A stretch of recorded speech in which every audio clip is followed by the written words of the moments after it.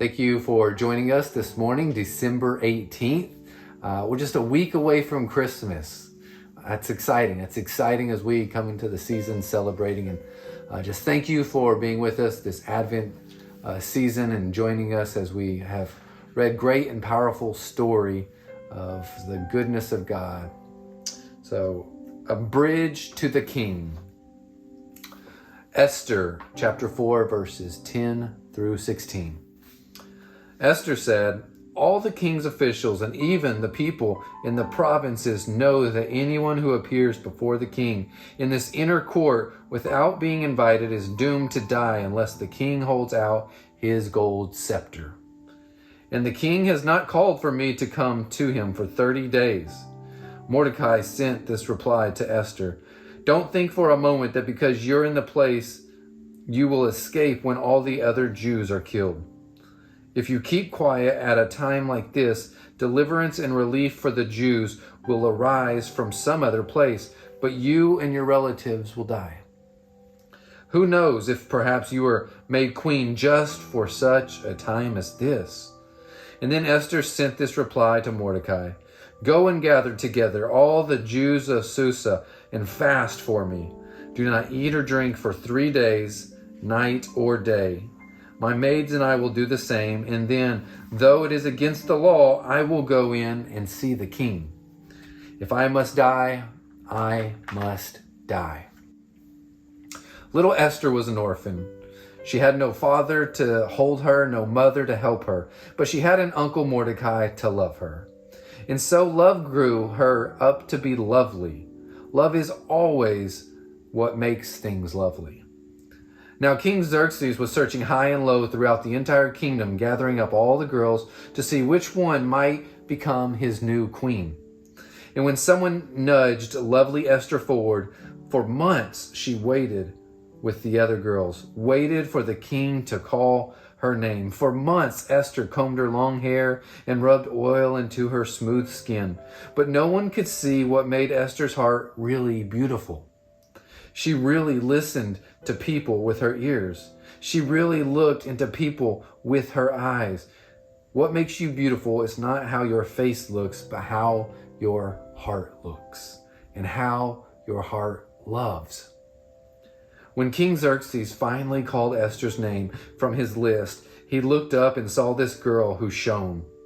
And when King Xerxes placed the crown on beautiful Esther's head and whispered, "Queen," he looked like he might burst into happy fireworks.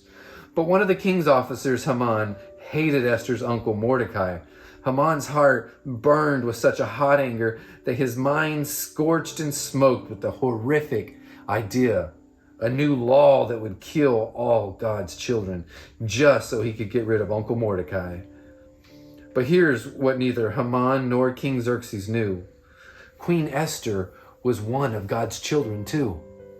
And after Uncle Mordecai heard the new law, he stood outside the palace gate and he tore his clothes in half because his heart was breaking in two.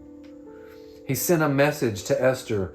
Really look into the eyes of God's children outside the palace gate. Really listen to the cry of God's children outside the gate. You, Esther, you are the only one who can go to the king and help save us. This is the moment you were made for, to use your gifts to give others the gift of life. It comes like a whisper from outside the gate. Use the life you've been given to give life to others. Esther took a long, deep breath. If she went to see King Xerxes without his asking to see her, he could decide to have her killed. But Esther imagined what it must feel like for God's children outside the gate. She could feel her beautiful heart thrumming it loud. Use the life you've been given to give others life. And so Esther decided, yes, she would be like a bridge from God's children to the king. When love for others makes your heart beautiful, it makes your hands brave. And this is what Esther whispered. I will go, and if I die, I die. Then there's Jesus, the Sun King, whose home was the original palace. Jesus, who has the most beautiful heart in all the universe. Jesus thought of you when you were outside the gate, when you were bruised and beaten up by sin. And Jesus thought of you when his love for you came. And his love for you was instant. He had to leave heaven. He had to risk everything to save you, to free you, to heal you. And like brave Queen Esther, Jesus made himself a bridge back to the King. Jesus risked everything. So I die. And he saved us.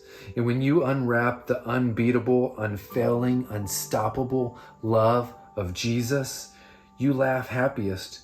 You are free to happily give away your gifts so other people can live.